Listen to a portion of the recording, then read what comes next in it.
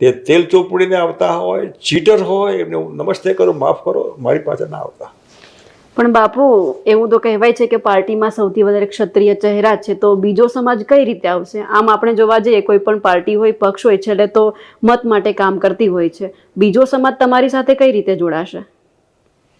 I don't think મને, હું જનસંઘમાં હતો કે ક્ષત્રિય હતો, કે કોંગ્રેસમાં હતો ક્ષત્રિય હતો, કે હું સીએમ બન્યો તો ક્ષત્રિય હતો, કે MP બન્યો તો ક્ષત્રિય હતો. ક્ષત્રિય તો બાય પ્રોડક્ટ હોય, બાય ધીરી. અને કોઈ સમાજ કોઈના હાથે એવો બંધાયેલો નથી હોતો, સિવાય કે એટલું બધું એટેચમેન્ટ હોય એટલે સમાજ માટે એમને એવું કર્યું હોય તો. બાકી જે કંઈ બહુ સમજણ ના હોય ને પોતાએ બ્લાઇન્ડ ફોલોવર જે કહેવાય એવા સમાજના ઘણા બધા માનતા હોય, પણ એ મતમાં ઓછું કન્વર્ટ થાય, અણસમજણવાળું મતમાં કન્વર્ટ થાય.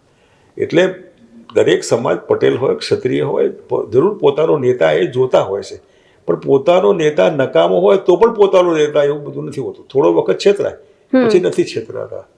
એટલે આપણે તો પબ્લિકના માણસ, એટલે તો પ્રજા પીપલ પાવર, લોકોનો પાવર, એને કેવી રીતે પાવર મળે એના માટેનું મિકેનિઝમ બધાને ખબર ન હોય. પબ્લિક લાઈફમાં બધા હોય, પણ મોટા ભાગે ક્વોલિફાઈડ પોલિટિશિયન બહુ ઓછા હોય છે. તમે who invited you to join Congress, BJP, XYZ? તમે પૂછજો કે તને કોને બોલાવ્યો હતો?